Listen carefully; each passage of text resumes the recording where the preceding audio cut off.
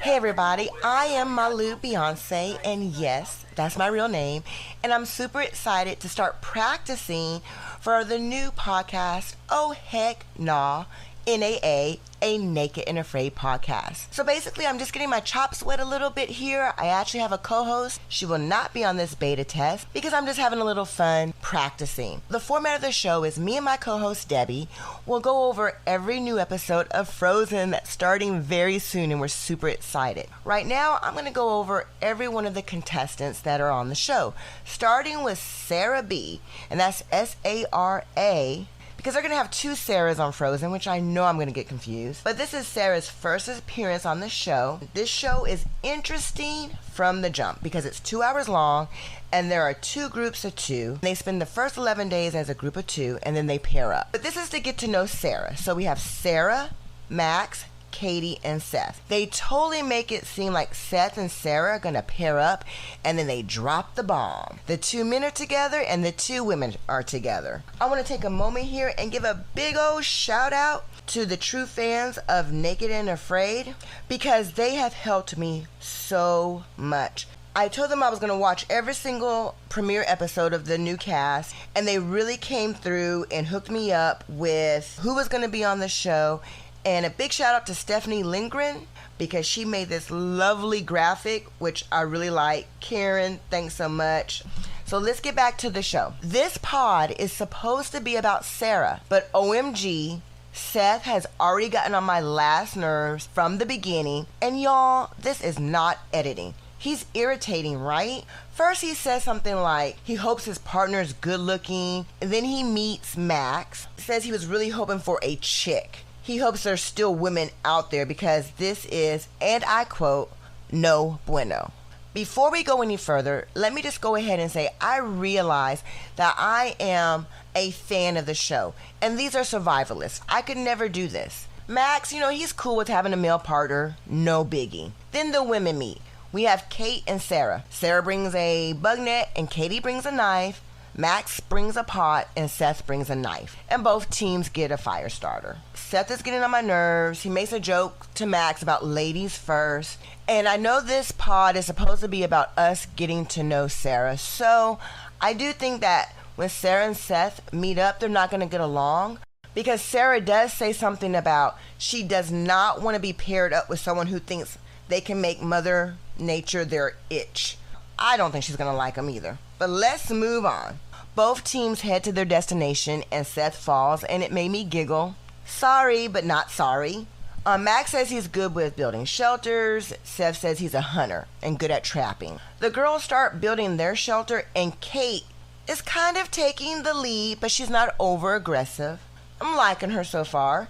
Sarah's complaining a lot about the bugs and she cuts her hand on something and Kate offers to help her go wash it off, but Sara declines. Sara is already kind of whiny and having a hard time. Uh-oh, what's going on with Sara?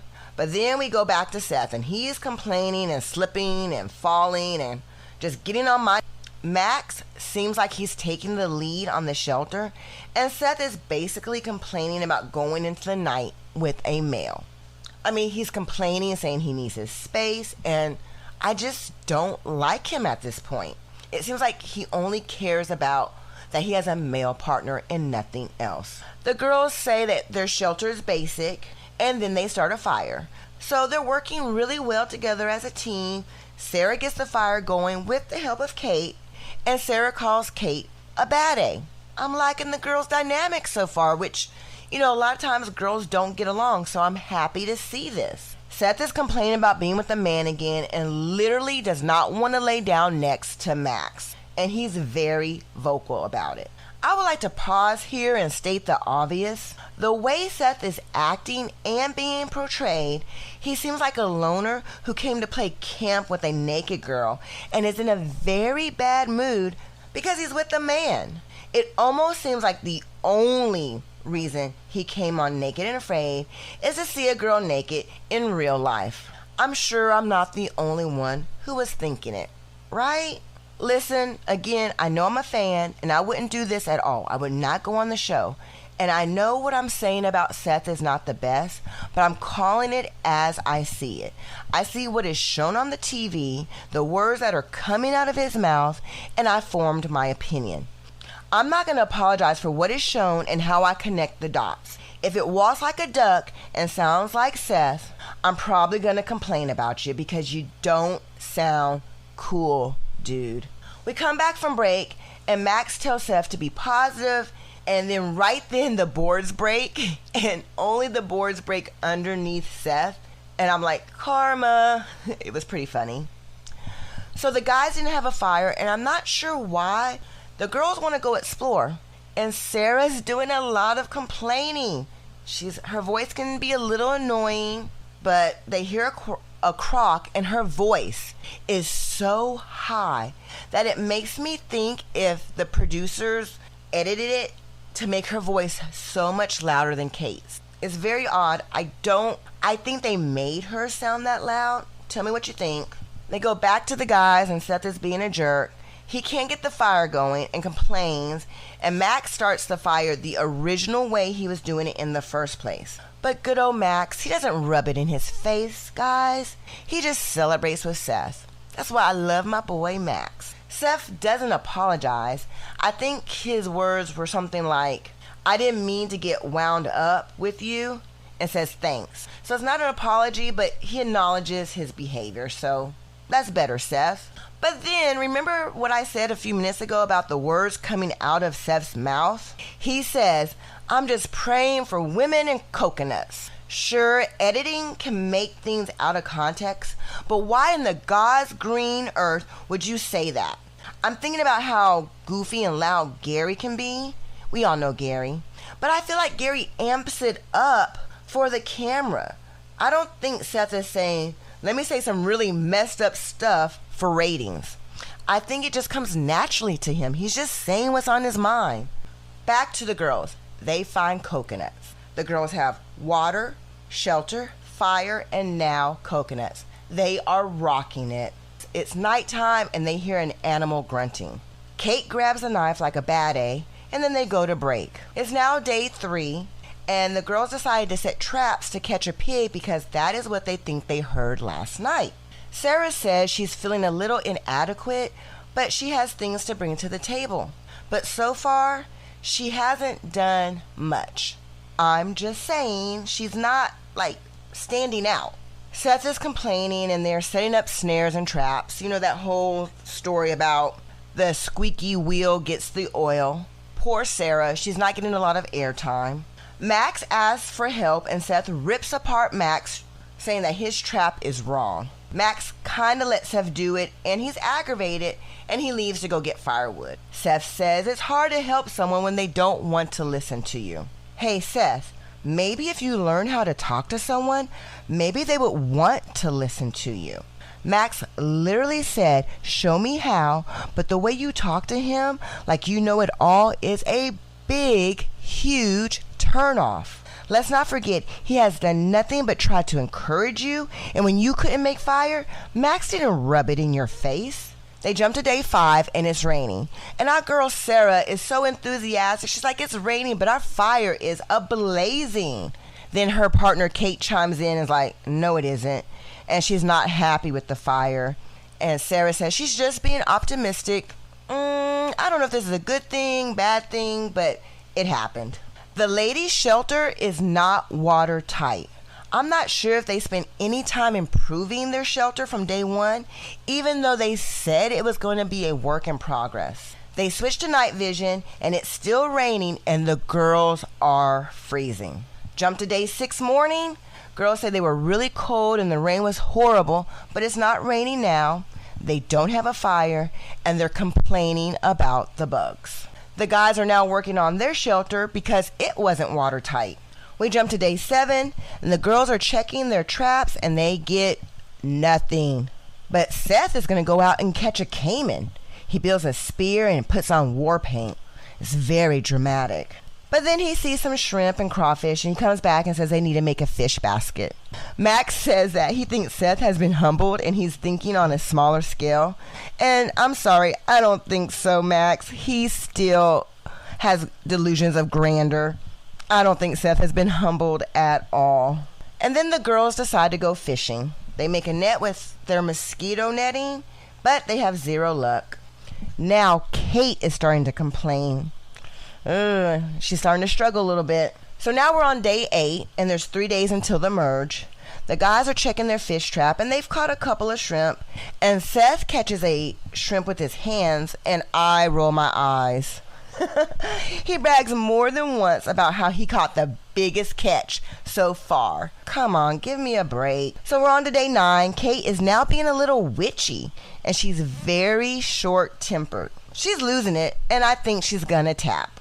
Day 9, I'm like, yep, Kate's tapping. During the night, they show the guys struggling with bugs. Then they go to Kate, who is full out losing it. She is not under the mosquito net. She's shaking and screaming and rocking back and forth and having a mental breakdown. She was so strong at first. Now she's completely losing it.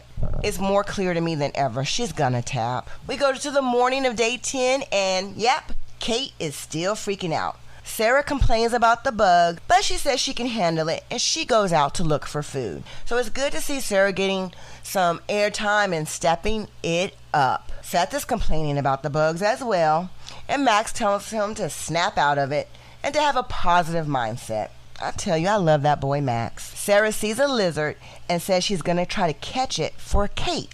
She's been a great partner. They show her coming back to camp. But she doesn't have the lizard, but she does have 10 lizard eggs. Kate says she thinks Sara is doing better than she is, and I agree. Sara started off kind of soft, but her mental game has been mad strong. The girls eat the eggs raw, and they say it's delicious. I wasn't sure about that, kind of grossed me out. Thought it might make them sick, but whatever, that's the decision they did. Now it's merge day, day 11. The girls and guys are really ready for the merge. Of course, Seth says he really hopes they are female. During their walk, Seth is going really slow and complaining. And I think he's going slow because he doesn't want to fall on camera again. They go to Sara, and Sara is back to complaining and whining while she's on the hike. But then everybody sees each other, and Seth's like, I'm so glad there are women here. I've been staring at this guy for a week and a half, and I'm sick of it. I am so sick of Seth. I could be wrong, but I think Sara is the one who says, I'm super excited to be getting some men. They show her back, but I couldn't see her mouth moving. They introduce each other, and Sara says, hey, you've been on the show before, right, Max? And he's like, yeah, I have. And Seth totally looks so disgusted and rolls his eyes. He's totally jealous. But Seth makes an announcement, and he says it's going to be easier to get a pig now because there are more people. But being in a group makes things harder for him. He says, hopefully I'll be able to fit in. This is the first time I have heard Seth say anything that doesn't make him look like a complete jerk. He seems a little shorter than Max and Kate. Maybe he was bullied growing up. Maybe acting like he knows everything is some kind of defense mechanism. I don't know. But being worried if you will fit in makes you human and shows that you can be vulnerable. And I liked it, Seth. And then Seth sinks knee deep in mud, and Kate straight up giggles and asks him if he's okay. I know this had to embarrass Seth. It's after 4, and they just arrived to their new location. They decide to do a lean-to and start building their shelter. Seth is being Seth and talking crazy. Seth is being Seth and talking crazy again. And Sara talks about how there is tension and says it's probably too much testosterone. I don't know, Sara. Maybe someone doesn't have enough. I'm just saying. Well, it's nighttime and they did not finish their platform. Max gets the fire going, and this is interesting. Sara and Kate are doing the diary cam, and Sara says she totally enjoys her new partners. Then Kate says, except for Seth is kind of crazy. And Seth says, what? And Kate says, JK. During the night, Kate and Seth are going crazy with bugs. It's day 12. Kate is wrapped up in the netting, and she admits that she is having an internal struggle. Sara has an eye injury and says she thinks she scratched her cornea when she hit herself in the eye with a stick. This was during their hike, and she did hit her eye, so she's suffering now, and I think she's going to tap. But the hero that Seth is, he announces that he's going to go get food, but Max says they need to work on the shelter. And both women said they should work on the shelter. They agreed. But Seth says he wants to go get food and he leaves. So Sara, Max, and Kate are carrying logs, and Max asks what Seth is doing. Kate says, "Oh, just fishing," and then says, "I haven't seen him put any effort into the shelter." Then Max starts complaining about Seth. And then Sara chimes in, and everyone is not happy with Seth. Surprise, surprise, I could see that coming a mile away. Max does say that Seth feels like a hunter, so he feels like he's not providing. Then Seth says he's disappointed for not getting food. I kind of don't get this part. To be honest, there's 4 of you. I don't think there's anything wrong with one person going to get food. If it was Matt right there, everyone would be like, "Yeah, go hunt, Matt." So when Seth comes back empty-handed, Max says to him, "Hey, you should help me with cutting these trees." Max is cutting trees, and in a very non-offensive, like, let me give you a tip kind of way, says, "You don't have to cut all the way through, and then you can push him over." Max was not being rude or offensive, not in my opinion at least. And Seth comes back with, "I know how to chop something down," in a very derogatory way. Max then says, "You're going to chop it to the length, or what's up? You're just going to stand around?" Seth says, "You are not my boss, so stop acting like it, right?" And then Max says, "Well, then start working." Seth, "F you, dude. Don't start ordering me around, or we're going to have serious effing problems, and this whole thing is going to go to beep." Then Max, "Your whole beep will go to beep. I'll be perfectly fine."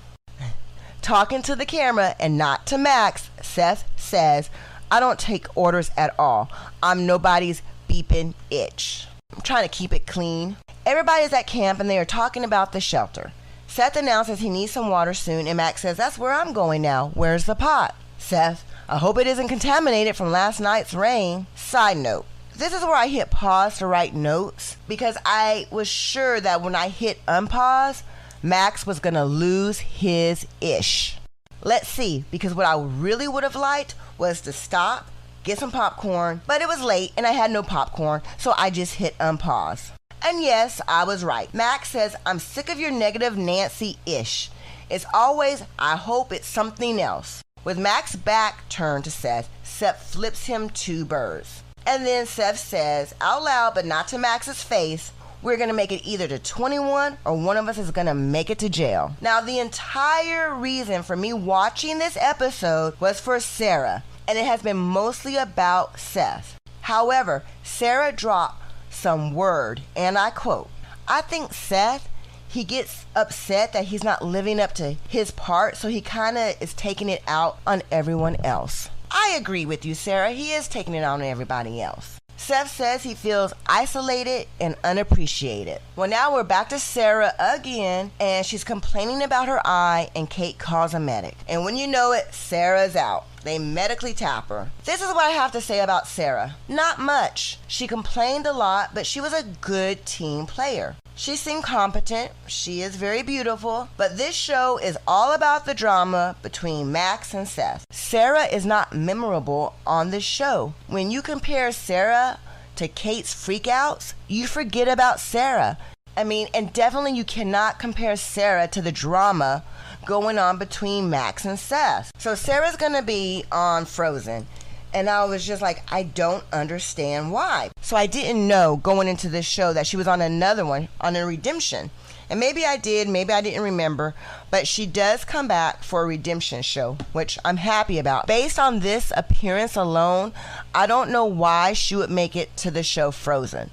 I see some people in the true fans of Naked and Afraid commenting that, why don't we see more new, fresh faces? Like, there's so many people that want to be on the show, but we keep saying the same people over and over. I would agree with that statement when it comes to Sara. However, she's on another show, so I'm going to watch it. As she's leaving, she talks about her sons, and she hopes that she proves things to her boys. I would say she has nothing to be ashamed of, and that she should be proud. She rocked it. She stayed in there. She just didn't shine, and mainly because there was so much drama going on between Seth and Max and Kate's freakouts. I should stop the pod here because this show was about her, right? It's about Sara. Wrong. I gotta see the drama.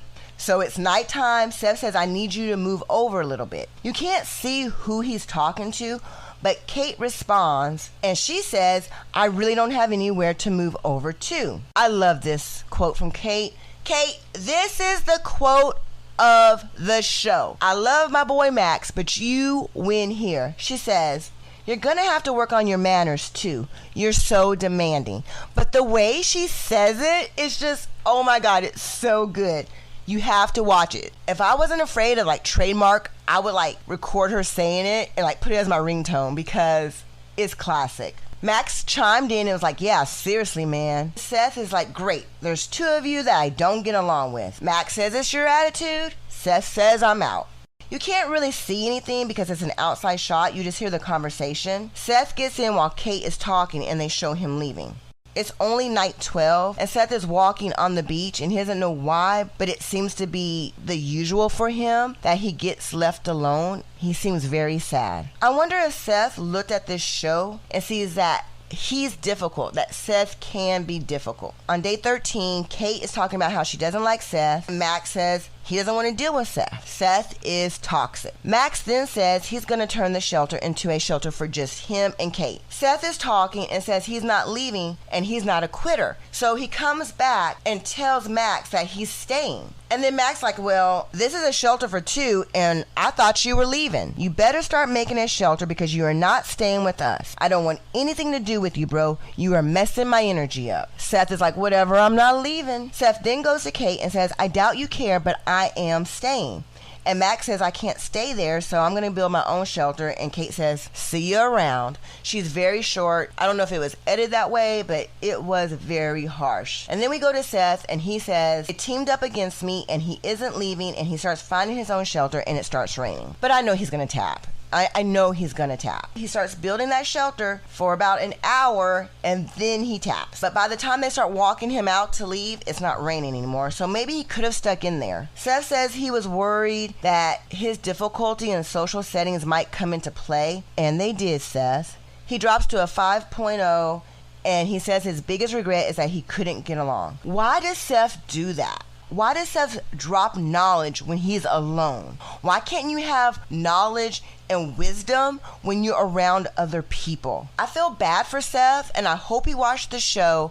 He was not one of my favorite people, but I'm willing to give him another chance. I don't think he's evil. I just think he has a little issues with playing in a group dynamic, and hopefully he learned from this. I don't know if Seth is on another show. I have to go look it up, but I'm totally willing to give Seth another chance. So this is where it gets interesting. Max is slaying it on the shelter alone, and Kate is doing nothing except complaining. Max was okay with letting Kate sit around and do nothing, but he wouldn't let Seth sit around and do nothing. And Seth wasn't really sitting around doing nothing. He was just kind of doing his own thing, but for the team. He wanted to get food for the team. He wanted to do things to prove his self-worth. Like I said, I'm not a Seth fan, but I just think it's ironic that Max is doing all the work. So y'all, Kate loses her mind. She's walking and she does this little jump kicking thing. I know this jump kicky thing. You have to go watch the episode. When I do it, it means I'm at the end of my rope and I'm losing it and I'm done. And I'm pretty sure Kate is done. She's screaming and she's crying. She is losing it. Of course, she taps. She does this famous scream. I think they use this on a lot of promos where she's like on her knees and she's like, get me out of here. I might have said that wrong, but I don't care. It's what my Mandela brain remembers. And she flips her hair comes out the bun, and it's very dramatic, and it's great TV. I love it, Kate. You rock that dramatic moment. Kate taps out. She goes from a 6.8 to a 6. No, from just my memory, we see her again. And then Max is alone. I think he like lays down and sleeps for 2 days, but then he gets his behind up and starts rocking it. He builds a raft, gets out of there, and he makes it. Big props to Max, the only person who makes it. But let's go back to Sarah for one moment. I don't remember you, girl. I'm gonna go watch your next episode, and I hope you do better. I think that you got a raw deal in this because Max is so amazing. Kate is so amazingly good at freakouts. I love you, Kate. And Seth is just Seth. He knows how to get under people's skin on TV, and you got left behind, Sara. But I think you are a team player. I think you are beautiful.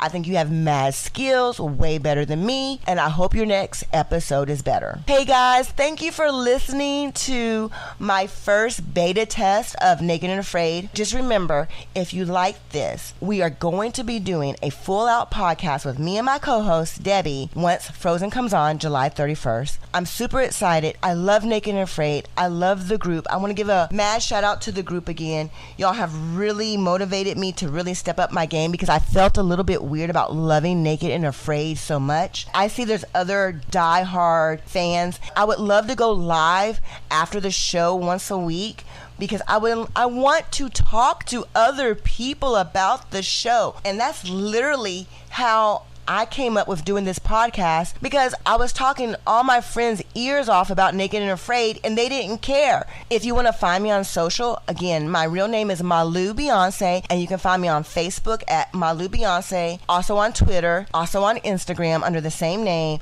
and my podcast name is Oh Heck Nah. That's Oh Heck NAA for Oh Heck Nah, a Naked and Afraid podcast.